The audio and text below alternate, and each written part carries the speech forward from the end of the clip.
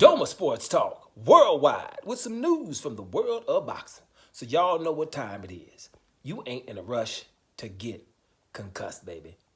Now, some heavyweight news. We know in March, they're going back over to Saudi Arabia. They're going to have a fight, Anthony Joshua versus Ngannou. It's a fight. It's heavyweights. Two people that can hit hard, right? So that's something. But that undercard is shaping up. Look what we about to get.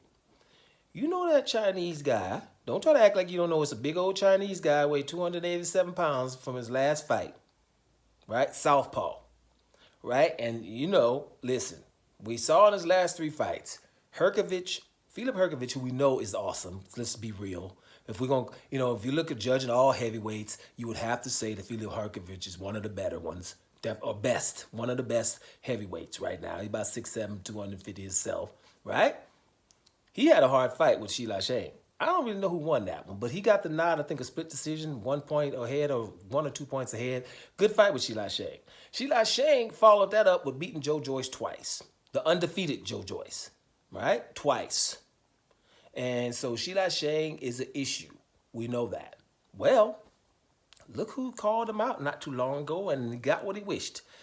The man I rode with Joseph Parker. Joseph Parker versus Zhilei Zhang on the undercard of Joshua Ngannou. Listen, that's going to be a good fight. Joseph Parker ain't in nothing but good fights. Anyway, it's going to be a hard fight, but like I'm saying, Joseph Parker, he's on about 31 years old, still kind of young, and he wants that smoke, what you would say nowadays, the younger generation. He wants all that smoke. So let's see what's going to happen. That's going to be a damn good fight. We'll talk about it when it gets closer, but the fact that Joseph Parker wanted that fight, either him or Hrgović, right, shows you something.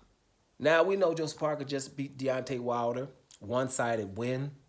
It's not like he hurt Deontay Wilder or whatever. Deontay Wilder was lethargic or whatever. You know what I'm saying? But, at the end of the day, you stand in the ring with Deontay Wilder has to be a scary thing, right? Because let me just be honest. If you ain't scared of getting knocked the hell out, getting in with Deontay Wilder, you might have to go to a psychiatrist because you're not, your mechanisms that's telling you, alert, alert, I can get hurt up in here. Those things are not working.